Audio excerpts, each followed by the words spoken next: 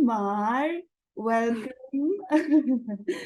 to my podcast.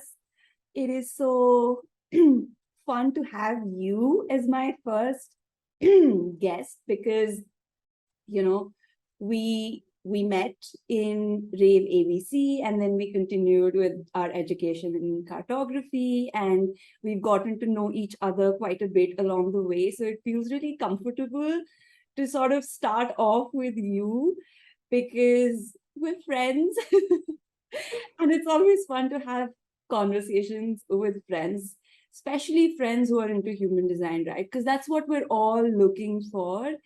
When you get into design and you have your shatterings and you kind of understand like, oh, you've been living your life a certain way from the mind, and a lot of your relationships are also initiated from the mind. And so as you come into yourself more and more, you don't really resonate with that many people around you. That's the first thing that happens. It all starts to fall apart, and then slowly when you stick with it, new people sort of just start to come in, right? And those people are way more aligned for you, and those people are sometimes even interested in the same things as you. Especially like human design world is so small, right? All of us kind of get connected really quickly because we don't have that many people around us that are interested in this. So it's really lovely to have a friend in you and someone who I can like just go discussing human design endlessly with, and especially because we're both mental projectors, right? We can talk a lot.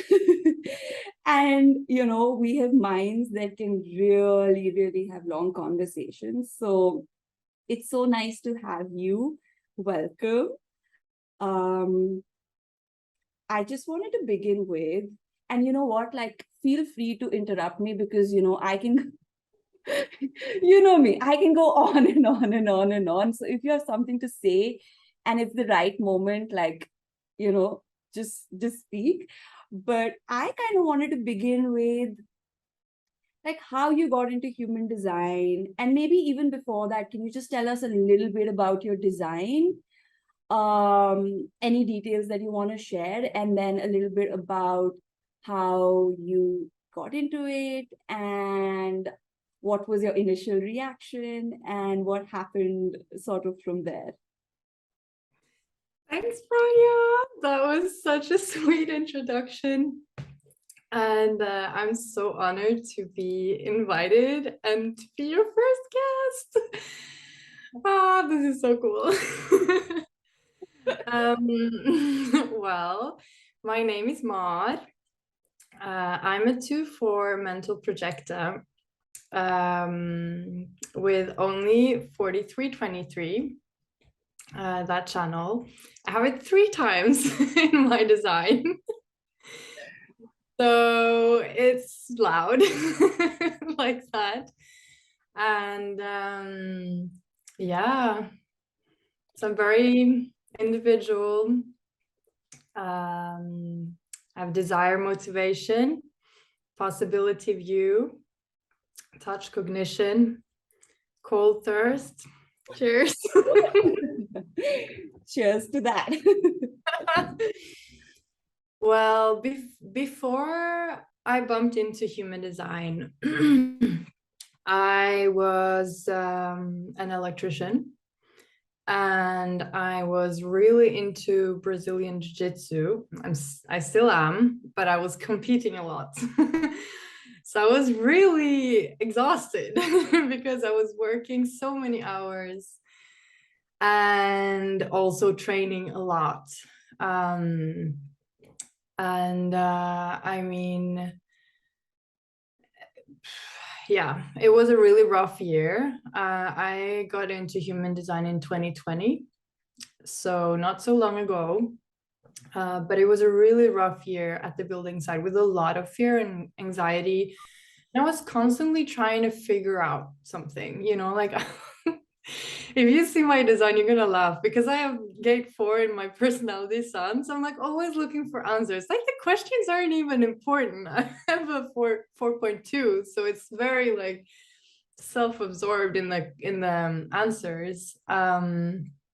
But and also 61 4 times, so it's very like, I want to know. I want to know. So I was like listening to things and like really into the mental coaching thing, like really like, oh my god, my mind is so powerful somehow, like I can totally change my mind with my mind. So I was really like listening to all of these things, and like some things resonated, some things didn't, but I was still like trying to figure it out, doing a lot of these like rituals and, you know, just piling it on, listening to one podcast episode after the next with things to do to improve my life, because obviously something wasn't working and I was really tired and bitter as fuck. Like, oh, I was always like wondering, what am I doing wrong? Like, why is this so hard? And my answer before human design was like, oh, it's because I have ADHD, but it's not the hyperactive type. I'm the like lazy, lazy, tired type that doesn't, you know, focus and is just too tired to do anything. So I was like really struggling with life, doing everything, sleeping too little, and like trying to keep up with, you know, even washing my clothes. It was really tough. And then one day at the building site, I was listening to another podcast episode from a podcast that I really liked about women's health. And they invited someone in Norway who does human design. And they talked about human design. And I was like, what is this? And I was really like shocked. Like the system kind of does for people. Like I was really shocked to hear it because it felt so true. Like I was a bit like, oh, because I didn't think we were that different. Like even though I have this individual channel, I'm really weird. But like I thought that, you know, I'm just doing something wrong with my food or something, or with my sleeping pattern, or like there's just something wrong that I'm doing that does so that I cannot like train as hard as other people or work as hard as other people, like all of these things. But then I was like, okay, I guess I'm a manifesting generator. I'll go and check. Because I was like, I'm doing so many things. Like I'm volunteering, I'm like an activist, I do this union stuff, I'm an electrician, I train, I do competitions with, you know, like look at my medals, you know, like it's like, oh my gosh. I was like so shocked when I was like, yeah, projectors are a guide. So I was like, I don't even know how to guide. Like, what even is like, I was really like kind of scared too, because I was like, a guide? It's like, I don't know. Well, and then it started to like slowly sink in, like how I would always like be so interested in helping other people out at the building site, always like helping them find stuff or figuring out how to do the job. And like I'd always use so much of my time that I ended up being really pissed that people came and contacted me all the time, like, just leave me alone, I just want to do my job. Like I just want to build, okay? Like don't ask me questions. So yeah, I mean, from there on, it was a quite big shattering that I had in store. I wasn't really doing well. I typed in the things in my body graph where you get the list of your not self themes. The best. The list. You have 7 open centers. I don't ask mental Pretty projectors, hard. it's like one after another. It's just like, oops. Is there even a self in here? It's all not self. And then my mind stepped in. Oh, perfect. Now I can fix this. Like, I don't have to struggle with, like, I'll just let everything go now. Now I know I don't have to hold on to things. And like, okay, like, I totally thought that day this is going to be easy. Now I know. This is so true. I acted. Things we tell ourselves when we first get into human design is ridiculous.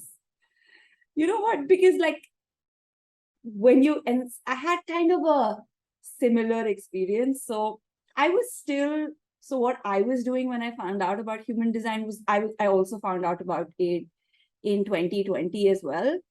And it was actually like, it was floating around. Like I'd seen the name kind of float around a bit. But then at that point of time, I was kind of working as a life coach and just already, doing the guide thing without like, and again, having all of these different systems. So I went on to do like yoga teacher training, and I became like an official health and wellness coach, and I did all of that. So I had some like systems kind of in place. And again, like my own spiritual inclination and my own experiential learning and all of that stuff. So I was using all of that to kind of coach my clients. And then this one client of mine, who I now know is an emotional projector, but she came to me and she's like, you know what, there's this thing called human design and it's really complex and I can't really seem to grasp it, but I know that you will get it. So can you learn and teach me? Now that's a specific invitation, right? Yes. And me being the like a true second line, I was just like, yeah, I'll look into it. But I didn't, because I'm like, I really want to. I don't know if I want to, because us hermits, like we don't really want to be called out for things till we feel like, there's a knock on the door like several times, or it's really our calling, or it's really our thing. Because like we just want to be busy doing what we love. And I was already kind of exploring a lot of different things like Reiki, and like I was doing the whole thing, I went spiritual shopping, and I picked up so many things and so many different systems and all of that. And so she brings this invitation in, and I was like, yeah. And the next week when we have our session, she brings it up again and she's like, did you look into it? And I was like, okay, fine, now I am going to look into it. And I never stopped. That was the day that I picked it up. And I think I was sort of like in a trance for like the next few days, where like the same thing, like what you're talking about is just consuming information. And we have a mind that can take in a lot, right? As mental projectors, we have a capacity to really take a lot of information in and just keep going and going and going with the mind. And for you, the process is slightly different. You don't know till you know. And for me, it's like I don't understand till I understand. And that's a process that I need to go through. And so I just went on YouTube and Google and found everything that I could and listened to everyone, and then found people on Instagram and hashtags, and then landed up on Teo, right? And it said in his bio, yeah, mental projector, 2-4 mental projector. And I was like, that's me. So I now have to make sure that I get in touch with this person and I learn everything that there is to learn about this. And he was actually Jess and Teo were actually my first teachers. I did like a reader training with them, and then I proceeded to go like the traditional route, and that's a whole story in itself. But that's how I sort of got into. I don't know why I even started talking about this. Where was I going with this? We talked about getting into human design in the beginning, and just how the information gets us and hooks us in almost, like how it's so fascinating to read. Yeah, or people are going to watch what like a real mental projector's process is, because what's happening right now is kind of how we operate and work, right? We keep talking and going in circles and like going from one tangent to another tangent and like exploring all of these different things, and at some point like a clarity just lands, right? Or we hit the bullseye, or whatever outer authority needs to come out, and it's there and it pierces the other, right? So it's pretty Yeah. interesting that other people are going to get to watch this. And I am also 3 parts right, and Mar has a right brain, right? Yes, I'm peripheral view. And peripheral, yeah, exactly. So we have that element as well, where there's no focus. So anybody who's watching this, watching, Just enjoy. yeah, just Come a, with us. just a clusterfuck. That's what I like to call it. Where a lot is happening, and you just got to find the gems on your own, if there are any. But yeah, I was saying that when I first then started learning about human design, my mind, just like yours, stepped in and said that I'm going to do everything that it takes to understand all of this, and then everything will be good. Then I will not have, and mind you, like, I had already worked on myself a lot, like a lot of the deconditioning that is spoken about in human design. A lot of that stuff I was already kind of doing in my own way for at least 5 years now. Of course, like, I didn't think my mind was the culprit. Well, But I was healing the body. I was making space for the body to even be receptive to something like human design, because I don't think that I could have done that. Like, if human design came into my life like 5-6 years ago, I was in such a bad place in my life, and my nervous system was such a wreck, and I was exhausted in every way, just like you were mentioning, that I wouldn't even have been receptive to it, because my body couldn't even hold it. Like, I really needed to go down the path that I did to come here, because when I landed in human design, I was like ripe for it. You know what I mean? Like, I came in and it just stuck so quickly, and things started shifting for me really quickly.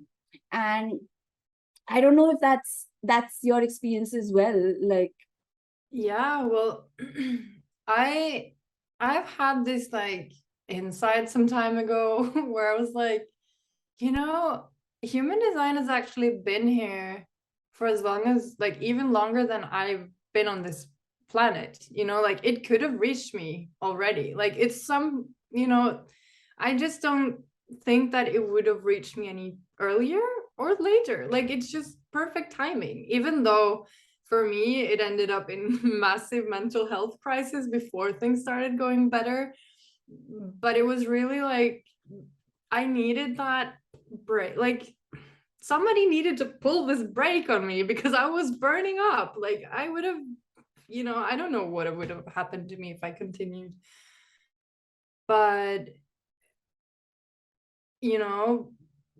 I think it just comes when it's supposed to, and when we're open for it. Because I knew about astrology and stuff, but I really like it's so funny with second lines who like try to learn something, because I tried to learn astrology and I didn't resonate properly with it. I even tried to listen to, like, my sibling is incredible with explaining astrology. I can't hear it always. Like deafness kicks in, and I'm like so I was really like surprised when human design I was like, wow, like, I'm so interested in this. Like, this is like changing everything for me, kind of, because I could see other people in a new way. Like, I suddenly was like, oh wow, how different they are from me as a projector, and like how I used to measure myself towards that so much, and how that's completely pointless. It's a really good thing to learn. it's not only pointless, it's harmful. It's like actually poisonous to your spirit, to your body, to to yourself in every single way, right? Because when we compare ourselves to other people and we try to, and it's so easy for us to play that game as mental projectors, right? Because we have so much openness, we have so much space to take in our environment and the people around us. It's so easy for you to become sort of like an amplified version of the other. And, other people like it because they see themselves in you. And, like, and we can get very good at hiding our minds too, like the side of us when we know that, oh, we're going to get appreciated for just amplifying the energy that's in the room. And that's what we end up doing. And that's that half recognition that we accept in our lives, and it becomes our life, right? Whereas, and this was a huge distinction that I realized very quickly in my journey, is like, oh my god, no wonder people tell me, oh, you're so much like me. And so many different people tell me that. I'm like, what the hell is happening?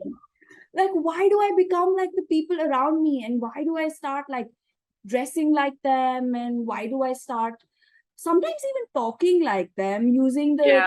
the vocabulary that they use, and like liking the pieces that they like, and like everything, just everything, the music that they like. I'm like, what is, and like, this is such a shocking thing, because when you come face to face with this, because all your life you're doing it, but you don't quite realize it, and then you realize it, and it's like the whole world starts falling like apart around you, because you're like, who am I? Am I even anyone? Like, No. I had such a massive like psychosis breakdown where I was like, I'm a fraud. Like, I am an absolute fraud. Like, there is nobody on this planet that actually knows who I am, because I don't even know who I am, and I've never been myself. I just like Yeah. a chameleon take on the color of whatever's around me, and I amplify it in the moment. I'm like, oh, they're appreciating me, but that's not recognition. Like, now that to me feels disgusting. And I was living with that for good 25, 26 years of my life. Mm-hmm. And no wonder I was sick, and no wonder I was going through so many health problems, etc., right? Because you're just accepting something that's poisonous and thinking it's fruit. Yeah. That's such a good way to see it or say it. Yeah. I'm wondering, I'm just curious, and this came to my mind. What was the most shocking thing? And again, like, no no prize for guessing why I'm talking about shock, because I am on the cross of penetration, right? I'm shocking. I love shock. It's just part of me, right? So, what was the most shocking realization that you had? That, and I know there have been many, because that's what shattering is all about, right? Yeah. Slowly and slowly, the not self falls apart, but as it's falling apart, so does your life. And so does the way you look at it. So I'm wondering, like, what were like the few or one that you can just say that was the most shocking, and that shifted so many things in your life, like, actually. It has to be learning about my channel, because I have the Genius to Freak channel, and it's my only channel. So, you can imagine how confusing it is to one day people are like, you're so fucking genius. And then the next they're like, like, like, kind of like, I no, I don't get what you mean. Like, okay, like, and then impossible to explain, like impossible to get through the freak, wall of freak sometimes, where people are just like, what are you talking about? Or like,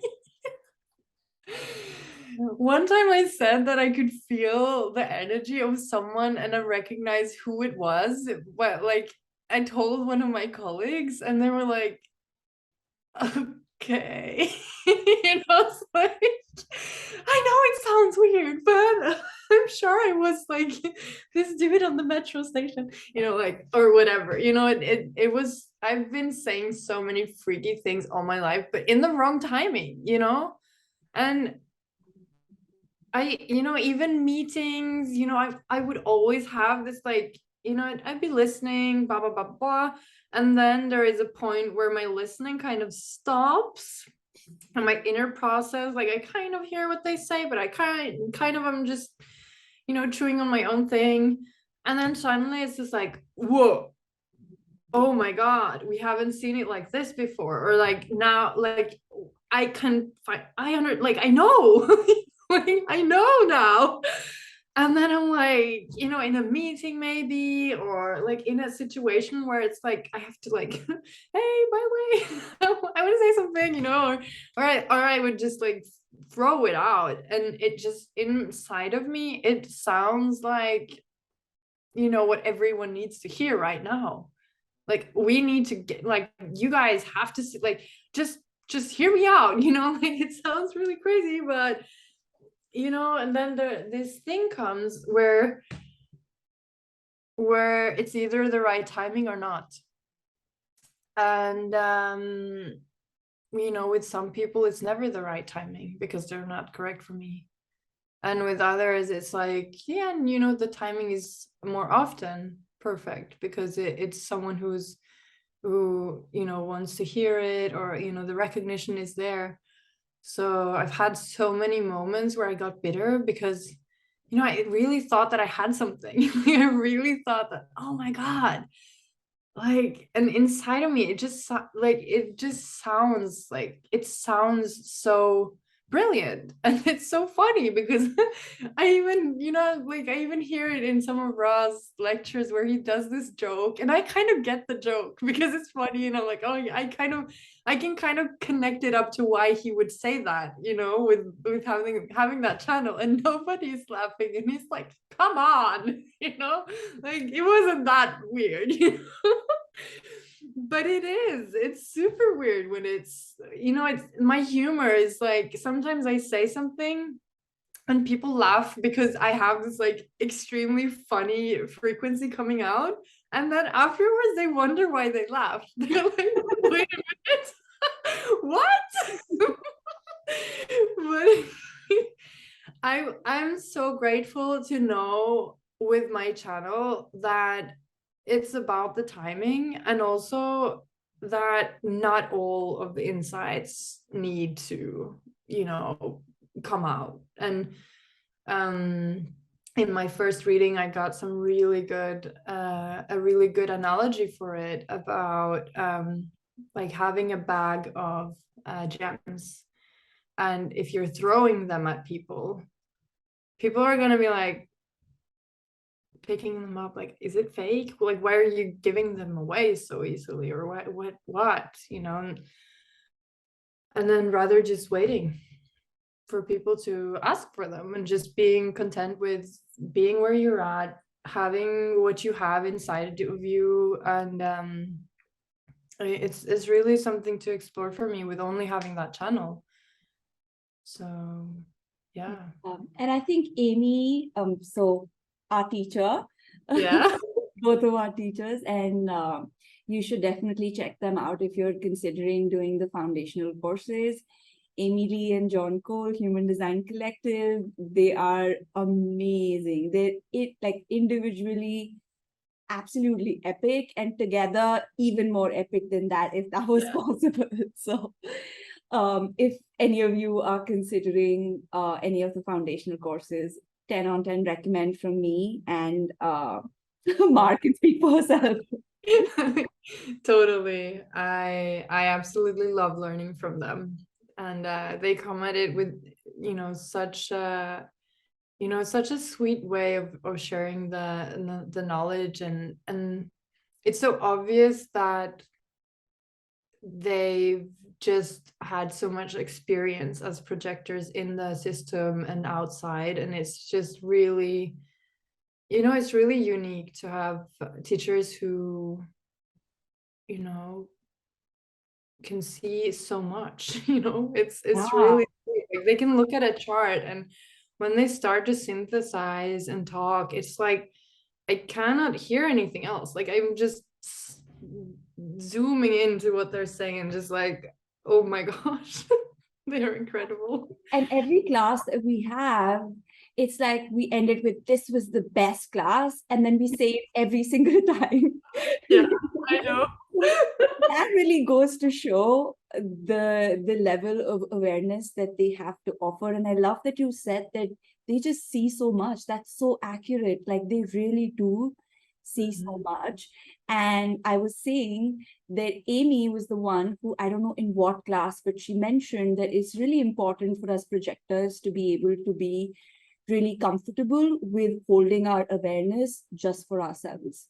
You know, Yeah. where if nobody wants it, that does not mean that it's not valuable or that you can't trust it or that it's wrong or anything of that sort. It's for you to enjoy first and foremost. It's not for you to attract anyone to invite you for X, Y, and Z. Like that's a consequence of your frequency. You don't need to worry about any of that. You know, then again, that's all mental stuff. You're going in your mind and trying to create something which is not natural. It's never like that. It's about being yourself and being really comfortable and feeling really happy with who you are and the kind of awareness that you are. And that if even if nobody wanted any of it all your life, then when you die, it'd be okay, you know, because you saw it, because you could see all of these things and you know them to be true, right? At least from your perspective. So I really that touched me and that stayed with me. And it and sometimes when I'm in positions when as a projector and as a mental projector, I can read my environment, I can read people, and I'm quick, you know, like I think it's something for us mental projectors to really own, because we are really open for a reason. We're here to be outer authority for a reason. We're designed for it. And, you know, we are super perceptive. And I can walk into a room and really pick up on so many things and feel the urge to tell people like X, Y, and Z and like la la la la. And it's like, they're not ready for that, Pragya. Like, Yeah. it's not for you to share. It's not for you to like disrupt people's process. You know, that's not what awareness is for. Awareness is not to disrupt anybody's process. It's to guide them if they want to be guided. And awareness is there for you to enjoy because you are built for that. You know, that's what you're designed for. So it's such a hard thing for us to learn, but when you learn it, things change. You know, Totally. things really change when I started enjoying what I see just for me. Everything shifted for me, you know, everything. And the first thing that I started to decondition was like my undefined ego, right? And I mean, not to say that it's deconditioned, like there is a lot of there is a lot of shit in there. But you know, that was the first time that I was like, oh, I don't need to prove that I understand. I don't need to prove that I can see what others can't see. I can just sit with it. And that's enough. That's so beautiful. Projector process, man. It's such a wonderful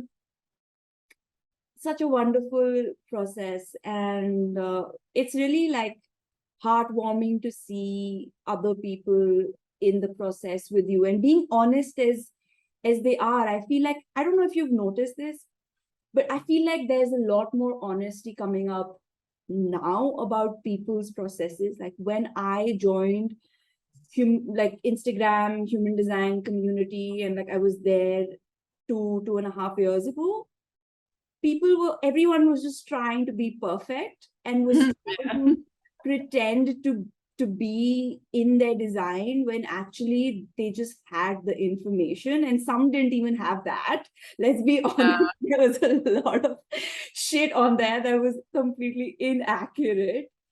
But now I really feel like there's so many projectors that I'm connected with that are so honest about being in their process. And it's such a wonderful, like, heartwarming thing to observe, because now the conversation isn't about like I'm perfect and I'm successful and look at me and this is what I have to offer. The conversation is about, oh, I transferred and this is what happened and then my mind did this, and that's such a different conversation to have, right? Yeah, I mean, it was really scary as well to post the other day, like, hey, I've been working today, and like over half of it was transference, and it really sucked. But I couldn't change that. But it gave me a lot more awareness for the next days, because I could really like notice it really fast and just see it. I mean, it's not much to do for me with innocence transference there. It just feels like I don't care at all. Like, it's really weird. And I really care for these kids that I work with. But in transference, it's like very distant. Like, I don't have patience, compassion, understanding is way away. Like, it's really difficult. And it's really important to be honest about these things, because yeah, it's part of living your life, and living your life as yourself. You got to be honest with other people around you and yourself in particular. And a lot of us come from our not self lives of having to feel like we had to lie, about things. And I when I had my mental health crisis, one of the things that came up for me was like, my whole life is a lie. Like, what the fuck? Like, I'm not happy all the time. I scrolled down my Instagram and I was like, who is this? Like, what? So I had this like really big crisis of like, and yeah, just seeing myself for the first time. Like, honestly, I couldn't look myself in the mirror without freaking out in the past. Like, I felt like it was actually really weird to look at myself in the mirror. And that really that's really sad. First of all, I don't feel like that way anymore, luckily. Um, but the not self can be so demanding, and so, I mean, not self still is really, what to say, really clever. Especially when the mind knows human design. It gets worse. Yep. Yeah, I it, I don't know if this is, and this is pretty much the case for everybody. Actually, we do know we live in a not self world, right? Where everything is run by the calculation, by the measurement of the mind that uses all of its openness and what it takes from the openness and distorts it and amplifies it, and then it tries to strategize and tries to make the best possible decision to have a good life. And as a result, we all end up in a place where we cannot recognize ourselves, because we are not our minds. Our mind is a part of us, but we're not our mind. It is not the mind's life, it's the body's life, right? And the body gets really ignored, and nobody really wants you to come into your body, because if you were inside your body and feeling it, you wouldn't do half the shit that you do. You wouldn't participate in half the shit that you do. You really wouldn't, because that's not what it's about. That's not what we're here for. We're not here to, I mean, run behind things just because that's what everyone else is doing. We're all here to be on our own individual path and to really see what is happening on that path. The seeing is the important bit. The doing is what happens. And I talk about this often on my Instagram as well, the non-doing doing, because that's what, if you don't get this, you don't get human design. That's what it is about. It's not about forcing anything. It's all going to happen on its own. the body moves, the magnetic monopole drives, like it's happening, right? It's all set out for you. All you have to do is watch it so you can actually like enjoy it. So you can actually see the nuance of it. So you can see all of the colors, like the blacks and the browns, but the reds and the yellows, and all of the little like tones underneath it, and all the little like differentiation. So you can see differentiation and you can rejoice in it, right? But we live in a world that obviously doesn't teach us that obviously takes us very away from that. So I really resonate with not being able to look at yourself in the mirror, or when you look at yourself in the mirror feeling like, who is this? Like, and especially for me, it was like, am I even a person? Because I have nothing like us mental projectors. We don't have anything like really solid, like in terms of like, we don't have consistent emotions. We don't have all of that stuff within us. It comes and it goes. But when I went through my crisis and breakdown, I completely isolated myself because I had full psychosis of like, who am I? Am I even real? I'm such a fraud. And when that happened and I isolated myself, it was the first time I think that I experienced just me, which was like empty, but the mind was really active. And of course, when we're not self, it's pointed inwards, which is not what it's here for anyway, right? We mental projectors have strong minds, but they're not here for us. They're here for the other. But when you're not self, it's all like, imagine all of this, and you know what I'm talking about. All of this intensity that we have up here is just projected inwards. And inaccurate, like it is the most inaccurate way you can look at yourself. Yeah. And that's the world that we all live in. And so it's a when you come into human design and you learn all of this and you understand all of this, at some point of time, like it falls and like it shatters and it shatters and it shatters, and then some breakthrough happens, right, where you're able to connect to your body. So I'm very curious about, when was like, can you recall the time when you've kind of like had this breakthrough moment of, oh, I like, or maybe like I just saw my authority, or like I felt like I was in my body. And I know you're into sports, you do jiu-jitsu, so I guess you have some sense of being in your body when you're playing the sport. But how was it like when you discovered it outside of the sport? Wow, that's a really good question.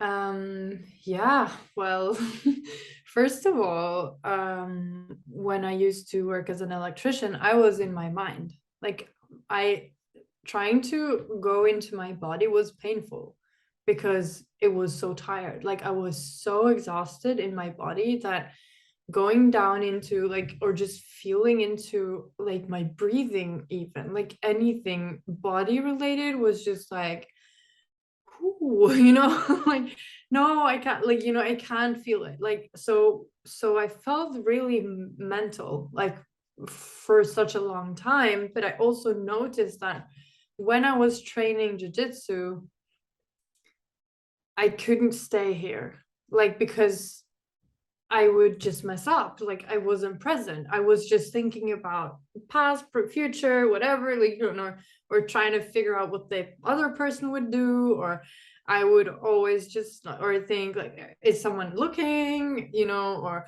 am I doing, like, am I proving myself now properly or something.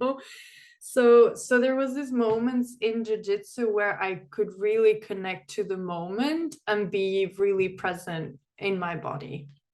And so that's like the beginning of me feeling into that. But also being in an environment with so much energy also made it quite difficult to really get what was even going on there. And knowing when enough was enough was almost impossible. Like I would roll so many rounds and people would be like, wow, like how can you do that? Like, well, I just don't feel tired. But my body was like, wow, you know, like, please stop. So you know, when human design came to my life, I was really mental for a long time. But you know, with the sounding board, you know, when I heard about authority, I was a bit like, that makes sense. Like I have been talking to people and then I've been doing the exact opposite of what I've been saying, you know, like that's why it goes wrong. Okay. Because I would notice like that I would come to this like, oh, I have to cancel, or like, oh, I cannot go to that, you know, on that trip after all, or I have to end that relationship, or you know, at some point I would be forced to take a choice of, you know, like I would talk about it and then the time came and then I would feel like my body wouldn't want to do it, and then most of the times I pushed through anyways. So it's safe to say that like I didn't know how anything functioned in a sense of listening to the body. I heard it so many times. Listen to your body, listen to your body. And I had also experienced working on a building site in a position that I was burning myself out of as some kind of leader position. And I went on holiday and I came back and my body wouldn't go to work. I was sitting there and crying. Like I just had to send them a message like I'm not coming today because my body just no. And then you know the it was just not happening, and that's the moments where I've been like, you know, in the past, like, you know, at the very end my body just shuts down. So coming back to finding human design, having a mental health crisis, eventually getting, you know, out of that and into better health.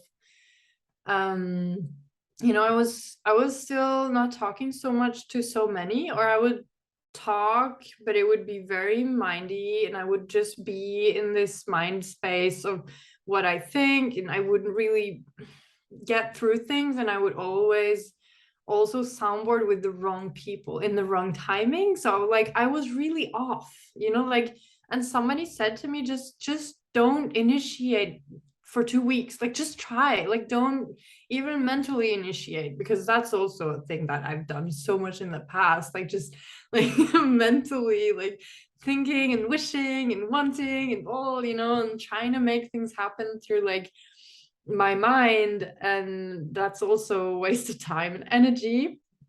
um but I really started to notice that sometimes I just had this feeling in my body that things weren't going to happen. Like this is something that I've experienced a lot in my life, that I would just look forward to a trip but I couldn't even picture it, like I couldn't even feel in my, like there was like there was nothing in my awareness that was ready for that or click, you know, like I couldn't, you know, it was very, it's a very strange experience to me. And I also had this recently where I was going to get tattooed, and I had, you know, initiated it and and I, you know, booked the session, and then suddenly I was like, holy shit, it's next week. And I just was like, oh no. And you know, I soundboarded and I was like, not really even thinking that I would cancel it, but I just said it like, doesn't seem that I'm getting tattooed next week, right? I don't want to even. And I was like, no. What? But then I came to this like really intensely weird feeling of like I just can't see myself going there. Like it just I don't know what I'm gonna do that day, you know, other than that. Like I have this day available, but I just, you know, I just didn't connect to it through my body, or you know, something was in my awareness was just like no. So it's kind of a thing where it gets confirmed through talking to different people. That's sometimes how it is for me, that I kind of know that I said yes, I shouldn't have said yes, or I said no and now it's a yes or something, and the opportunities just happen to present themselves to talk about it. And I feel very much connected to my body when the clarity hits, and I can just kind of feel, you know, sometimes I can feel it in my throat. It's really weird. I talked to you about this. Like sometimes it's very like tense. My body's really tense and weird when I say, oh, I'm gonna do this, I'm gonna go to, like, I'm gonna say yes, or da da da, right? You know, and then I talk about not doing it, and then it's like, oh yeah, please don't do it, you know. My body's like just giving me these subtle hints, and it's getting easier in a way to notice it, and also through trusting it many times. It's just getting to a point where I don't want to not trust it, because, well, that happens sometimes too, and that's okay. And experiences after that aren't always pleasant, but it's a really good lesson sometimes to just, oh, you know. And it's so funny because it's always my mind coming in and like, you should have listened to that little hint at that time, or like, you didn't really want to go to that place, right? But you like convinced yourself that you You know, would. that little fucker, this little fucker convinced you to go there in the first place. And now that you did, it's like, yeah, you shouldn't have gone. This is Mind. yeah, the mind. And there's gosh, you said so many things that I want to talk about more there. The first thing that I really want to talk about, that I am also quite in agreement with, is having the right soundboard is so important, and also the right timing. I think because you can't be too fatigued. Like that's what I find with myself as a fourth line. Like, you know, there's this like, oh, you have to soundboard with a lot of people. But if I am people fatigued already, It's no use. Yeah. it's not happening, right? That's number one. And secondly, for me, this is my personal experience, the soundboard has to be someone who is capable of receiving what I have to say. And now this is getting more and more difficult, right? And I don't know if you find this as well, but it's almost like design is my language now, right? I speak design, I live design, I see design. It's just sort of become the lens through which I see life. Mm. And you and I both know just how much time it really takes for you to grasp it. And it's not just about mentally grasping it, it's being able to see it in your body. And then for us projectors, being able to see it around us, right? And to be able to learn through that. So it's quite a lengthy process. Now, people that I could soundboard with a year back, I can no longer soundboard with because they cannot receive what I have to say, because I have to explain every little thing to them. And then I just lose it. Just the soundboarding process becomes something else, right? And it's not helpful. And so having the right soundboard in the sense of they should be able to like keep up with you, because I don't want just like a wall who's I will just talk to my wall then. You know what I mean? I want someone who's capable of receiving what I have to say. And yeah, you don't have to add anything if you don't feel like it. You know, there's no, with me, like there's never any pressure of you have to say something or you have to ask me a question. I mean, I'm three parts right. Like everything about my life is so existential at this point. Like there is, and you know this, like there is no plan to anything. I just show up and whatever happens, happens kind of thing. And it's the same with soundboarding. So I have found that I am now becoming more and more selective about the people that I soundboard with. And it's more about quality soundboarding rather than quantity soundboarding. And I'm curious what your process has been like, or if you're noticing similar things or anything different. Well, yeah, I mean, first of all, it's so funny to listen to us mental projectors process, because we can ask ourselves a question and then answer it afterwards. Like we're totally just, oh, I'm wondering if I'm gonna do this and da, da, da. And then it's like, but yeah, because actually this and then that. And then it kind of, the process is, you know, the process is we're kind of what's the word? We're kind of um autonomous, kind of like we kind of can do it on our own, of course, but it's something, it's not possible to just, for me it's not possible to just talk to nature or talk to the wall, or like it's really about the other person's aura, and the other person's, like feeling that I'm talking to someone. Like it doesn't, like I love to just send sometimes voice messages, right? Because then I also feel like there's space enough for me to go back and forward, because sometimes I feel like, I sound so uncertain, and like do you do you even, like, how on earth will this land, in clarity?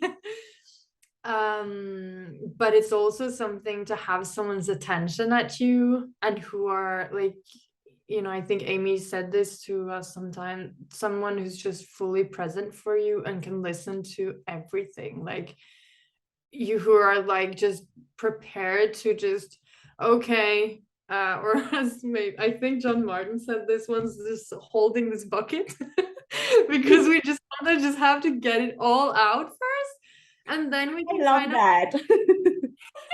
we can kind of piece together what we have. And I really noticed that I don't really like to soundboard with people who take all of my words as like the solid fact of what I'm gonna do, because it changes. It changes in the next conversation, it changes in the next conversation, and suddenly I don't want to do that anymore. And some people can kind of get like a little, like, I guess it's similar to the emotional process, that it kind of, things change so much that next time you talk, they're like on a whole different page, even a different book. and and it's very like, it's really important for, with people to like, not bring up stuff from my past where, oh, but you said this or you said that, and I feel like that's very limiting for me. But I absolutely love soundboarding with, the right people who just are there for me. And sometimes questions come up, sometimes just a reflection back of kind of what I've been talking about, so that I can hear it again and feel it land or not, and then maybe there's like a push to explain something new, and then something else gets uncovered. And it's just a really sweet process that sometimes, I feel like it takes a lot of time, obviously. But it's really, when I try to soundboard with people, I have some friends that I soundboard with that don't know so much about my process and design in general. And it's sometimes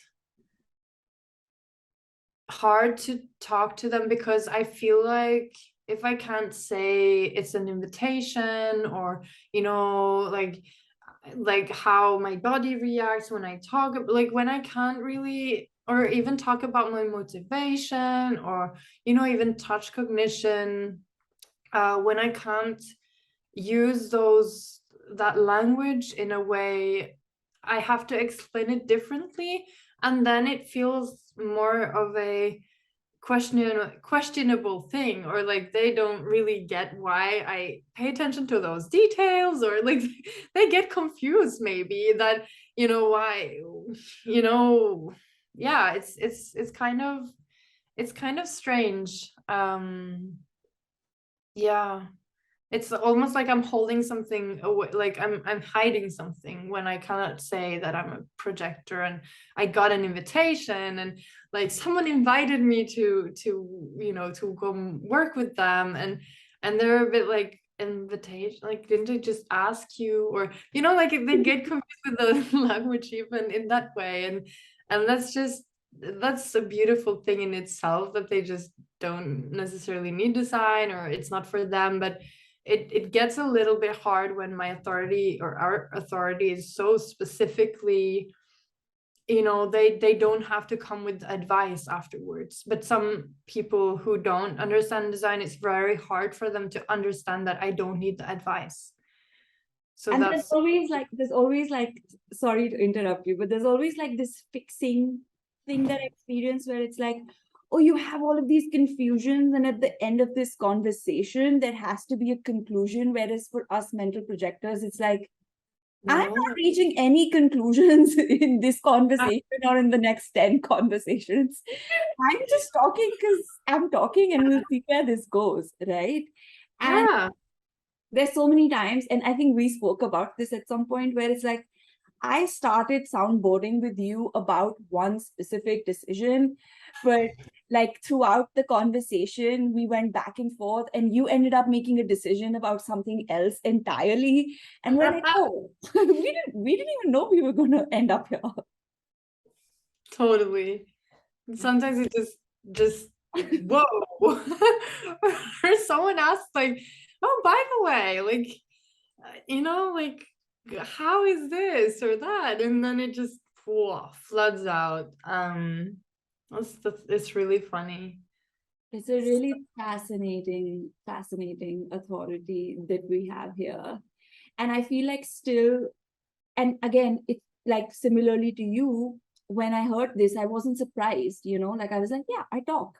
When I have to make decisions, I talk, and I talk with different people. And this was something that I was doing naturally anyway, or when I wanted to externalize, it was something that I was doing anyway. But when I started to get into the process and do it more with the right people, I started to learn just how like our authority is not something solid that you can grasp like this and touch. And again, it's going to be different for different people and how they experience it.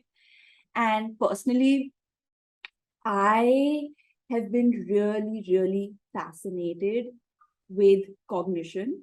And I know we've spoken about this before, but I definitely wanted to bring it up because in my experience of living my design and living as myself, and ever since I've gotten into design, I have been very radical, and I live my life very radically. I am a projector. I live my life like a projector, and I make my decisions with my authority, no questions asked. And as I've done this, I have realized through my experience, and I was just thinking to myself, like, okay, great. I soundboard about the big decisions, right? I like what work I'm going to do, and who I'm going to be friends with, or who my partner is going to be, or where I'm going to live, blah blah blah, or like all of those bigger decisions. I do soundboard, right? But what am I doing to make everyday decisions? And I started asking myself this. And at first it was like, oh, I'm just listening to my body. But what am I listening to in my body? You know? And as my studies got deeper and deeper, and I started understanding more and more, I came upon cognition. And it was like a light went through my system of being like, this makes sense. That's like, it's like my channel of understanding being like, okay, I have been running around everywhere, listening to everyone, observing everything in my life. And, like there's something that I was coming to that I needed to understand. And this is it. This is how I make my everyday decisions. And mine is inner vision.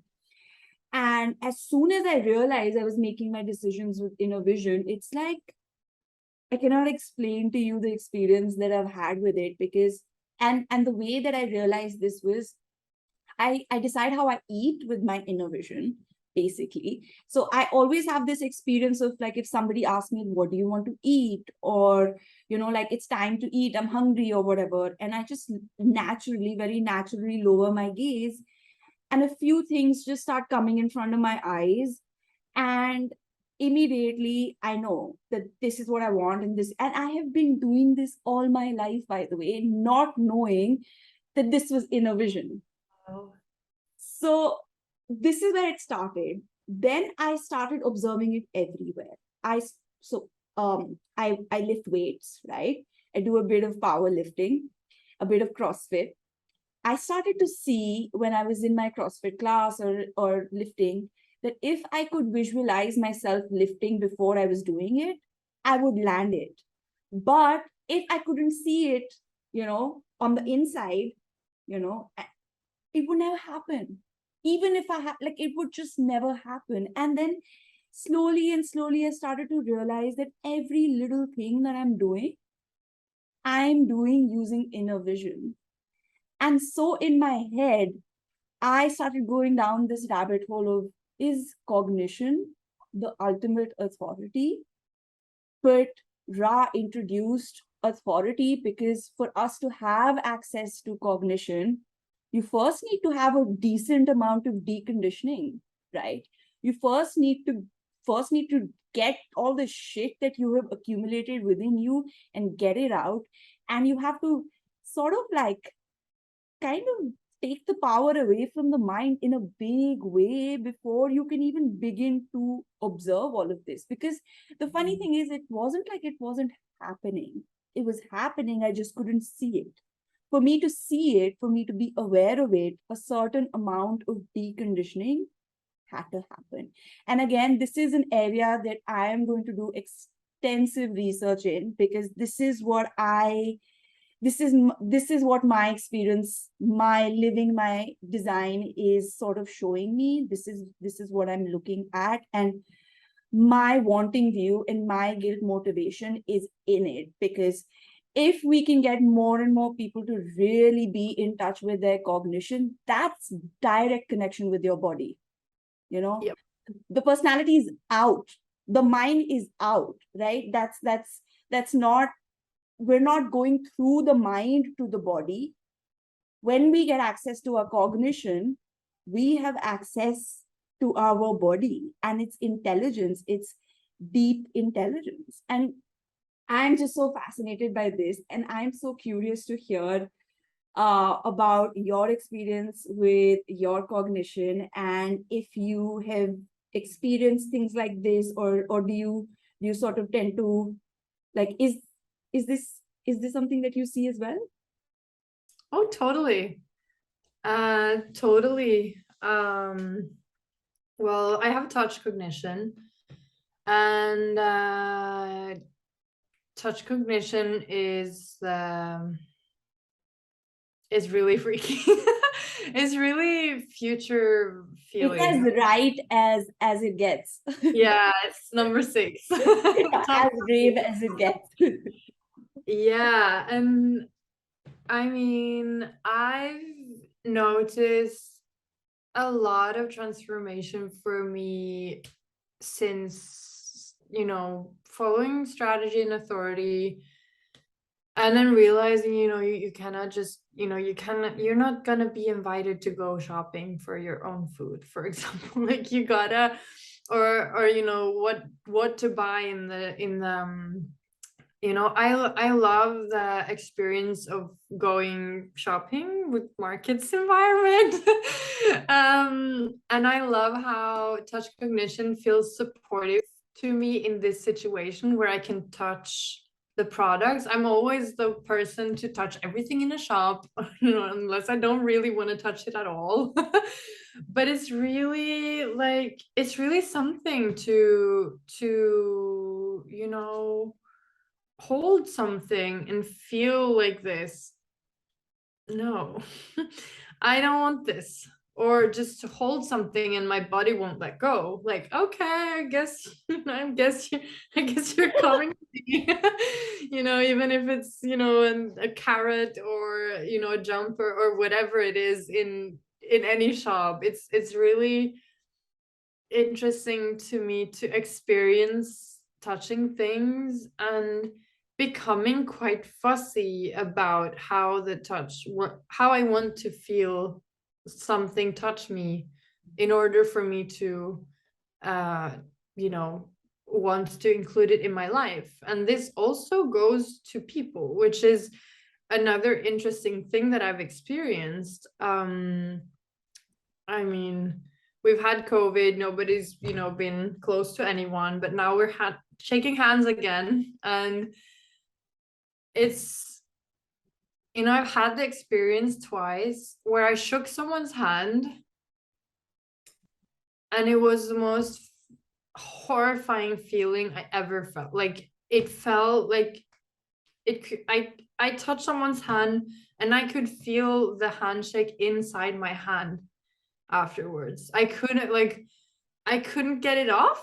And it was a frequency in my hand that I felt like, oh my God, what's going on with this person? Like, I mean, it felt like an intense health crisis or something, but you know, this handshake was so like, you know, trying to wash my hand even because it didn't go away. And I can still kind of feel it today. Like when I think into this, like, whoa. And it's happened again, not so long ago, where I was like, it's so freaky because I can touch someone's, like I can shake hands with someone and it's like so comfortable. It's like, oh, I want to hug them even more. Like it's like, come here.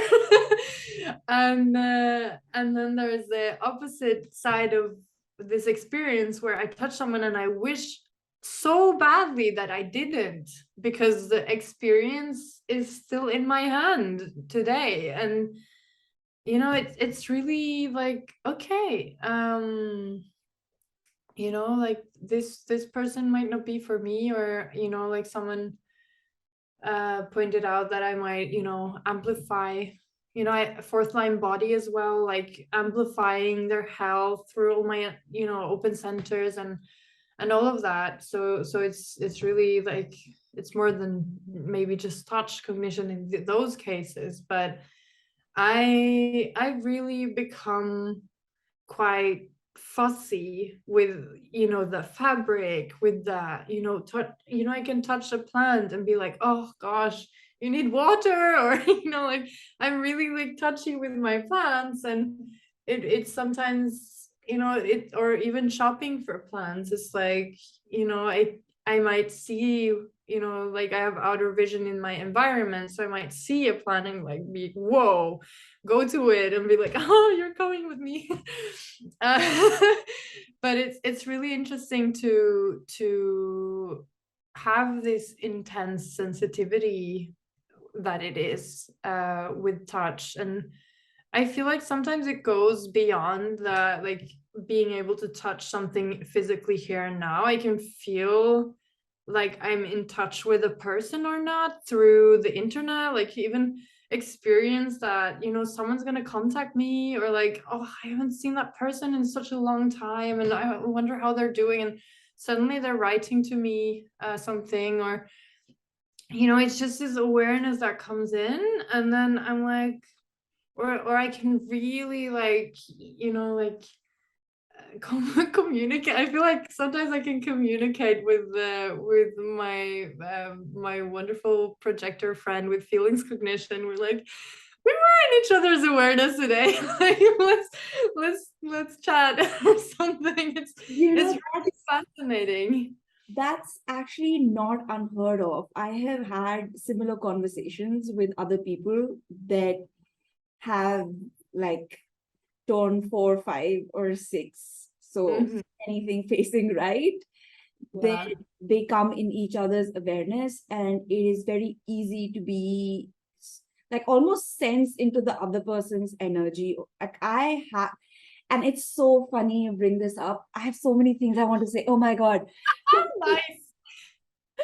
So first thing that I want to say before I even get into that is my mom, my emotional projector mom, is markets environment touch cognition.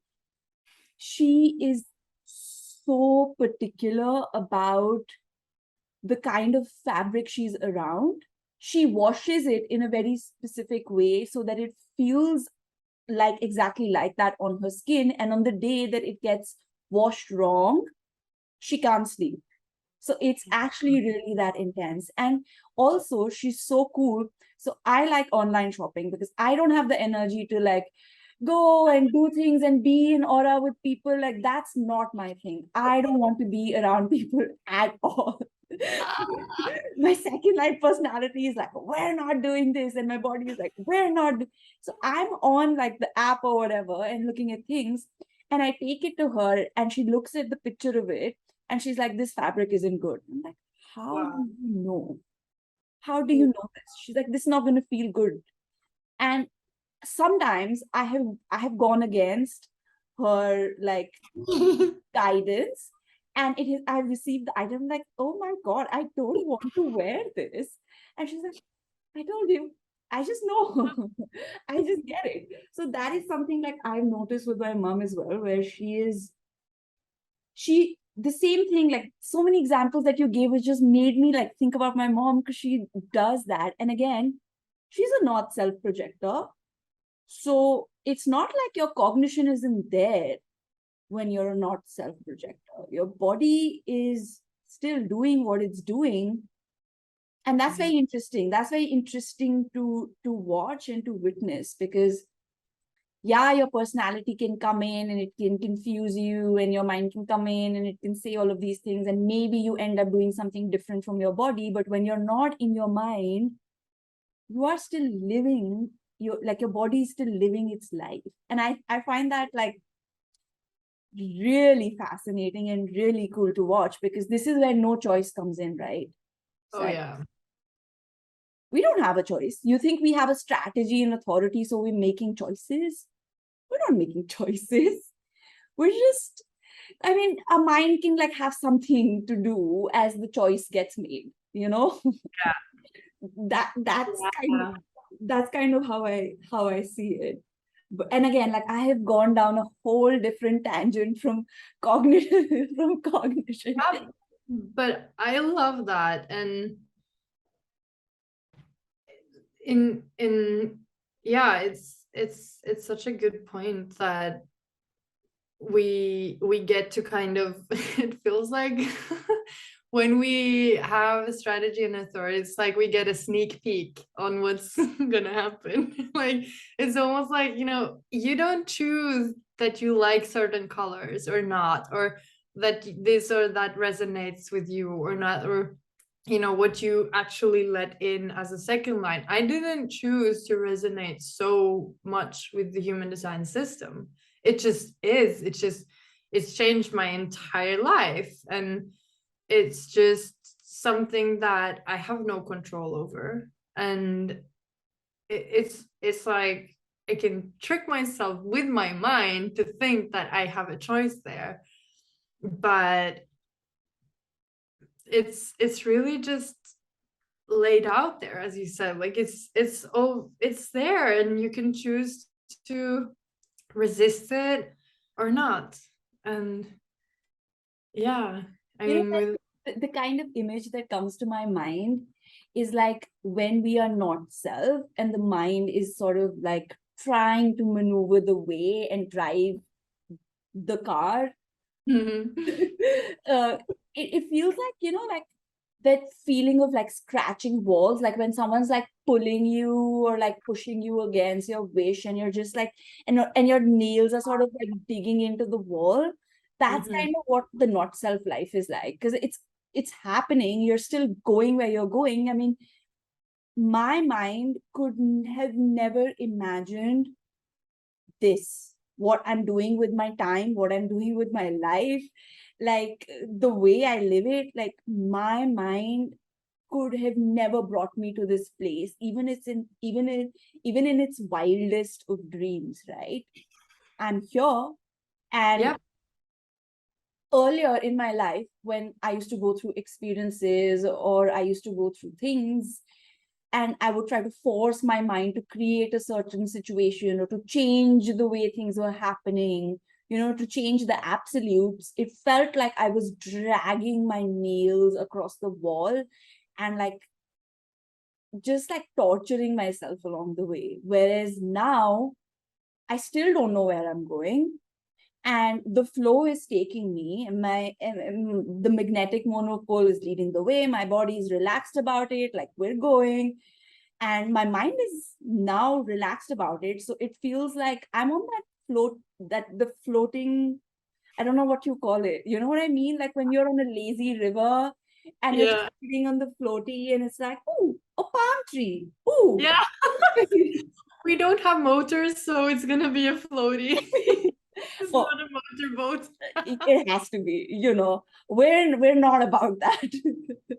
I'm not rowing anything.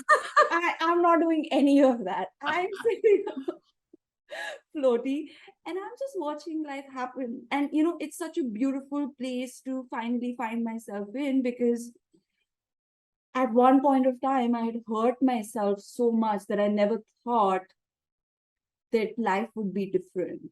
And it's so funny because all it takes is a few years and it's a complete shift. I could not have been happier. Happy is not even a word. Like it's not, it's not that. It's like I could not be more relaxed. I could not be more comfortable. I could not. And even when, and this is not to say that when you're living as yourself, things don't go wrong or bad things don't happen. Like, but there is a sense of comfort even in Yeah. all of that, because, and especially with human design, you can just zoom out so much. Like when I'm having a hard day, I put on a lecture of cosmology and I'm like, none of this shit matters. Yeah.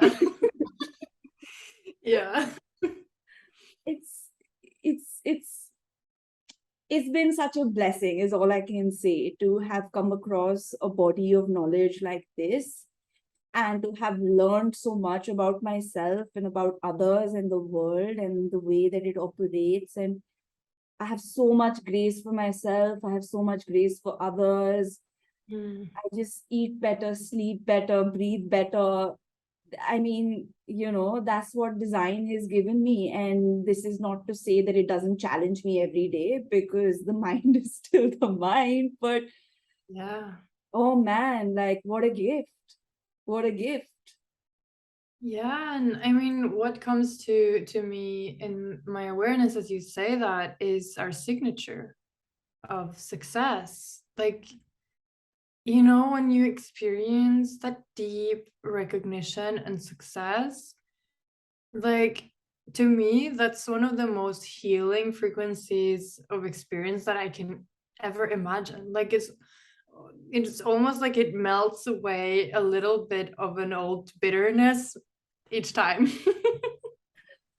Yeah, I know what you mean. I really know what you mean. And there is this radiance that you begin to notice within yourself every single day. Like I really feel that within myself, like my light grow brighter and brighter, and all of the heavy stuff and all of the stuff that I've been through, that I wouldn't wish upon anyone, it just starts to dissipate. And even in that, I can find a lot of beauty and a lot of understanding. I don't think I could see the world that I see it now without those experiences as well. So yeah. And I was thinking about success the other day because I was experiencing a little bit of success of myself. And you know what came to me is like, do I have a lot of money? No. Do I have a partner that I really, really wish to have? No. Do I have a secure job? No.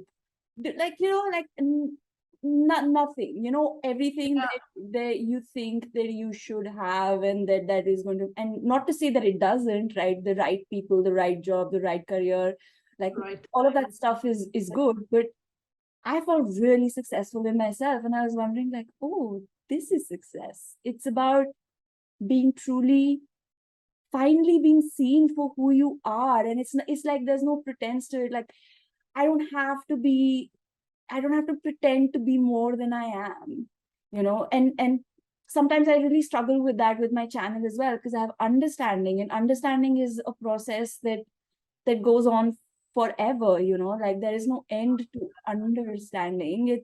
It grows, and sometimes I look back at what I was saying 2 months ago and I'm like, what It's changed.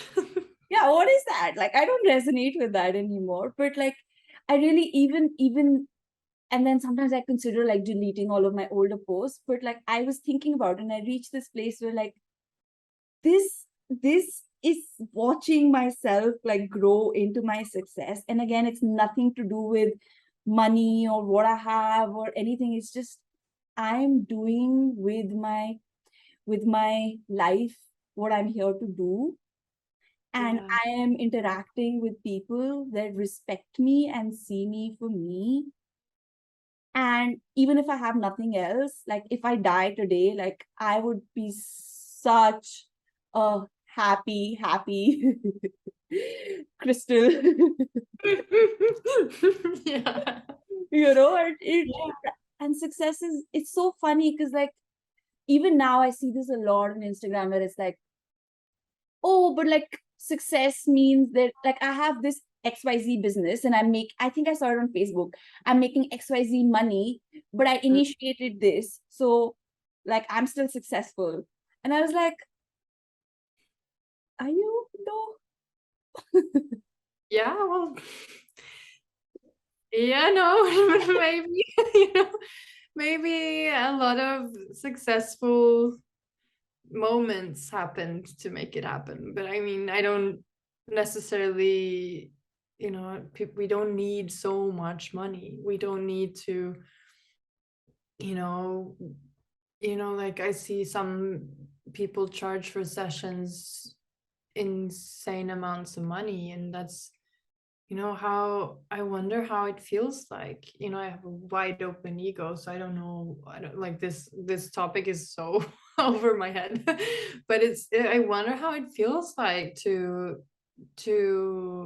just be yourself and show up for a session, and then charge someone so that they maybe they don't have money for the dentist that month, or like stuff like this. That to me it's really interesting. Like, do you feel more successful with more money?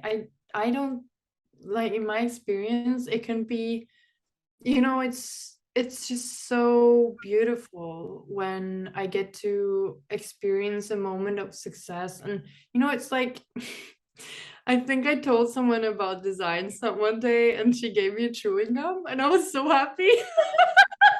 Because she was like, I don't have anything else to give you, but I really want. Oh. And it was like, oh, like I felt like so glowing. And it's hilarious because I don't know if I would feel the same way if she was like, you know what, I'm gonna send you like so much money, or like you gotta, I gotta invite you to tell this to all my friends, or whatever it is. Like, it's just so funny that it can be That is the cutest thing I have heard all day. I mean, if anybody is listening, please give me a chewing gum. Like, that's so cute. It doesn't have to be much. It just has to, it feels like, to me, it's more and more that it's like, it just feels like a successful interaction. It doesn't have to be like, it doesn't have to be that, like, I don't have to have my whole calendar booked. Like, but the time I have with other people where we have such a beautiful session together, and it's enough. It's so fulfilling to me to get to work with human design, or just to it's so funny that I started talking about earlier that I didn't know how to guide, or I didn't know guidance or whatever in the past, and knowing that it's just not something that I need to learn. It's just something that happens, and it's I mean, it's in a way quite easy, and You're a it's 2-4. And you're a 2-4. Like, 2-4s can never explain how they do what they do. They just do it. It's in them, Yeah. you know? Yeah. Yeah. Well, I absolutely, absolutely, absolutely adored this conversation with you. And I know that we can go on, but I want to be like mindful and know like it's fine. We can have another like conversation at another time, and we can rest our throats, and we can kind of stop where it's a good place to stop, Yeah. right? I love when people say like, "Oh, I feel complete." Like that's Yeah. such a beautiful way to end things. I mean, I know that you and we have barely even scratched the surface of what we want to talk about and what's in there and what's going on and all of that. So it would be such a pleasure to have you on another time and then another time whenever it's good for you and you're ready for it. But yeah, Oh, I I think love today that. feels so complete. And I honestly enjoyed it so much. This is exactly what I wanted this podcast to be. I didn't want it. I don't care about creating a big fuss about anything. I told you this even when I was soundboarding about it. Like, I just want to have fun conversations with my friends. Yes. That's it. So, thank Lovely. you, Thank you. Mar, for giving me your time and attention and all of your lovely wisdom. I enjoyed it so much. This was so wonderful. Thank you.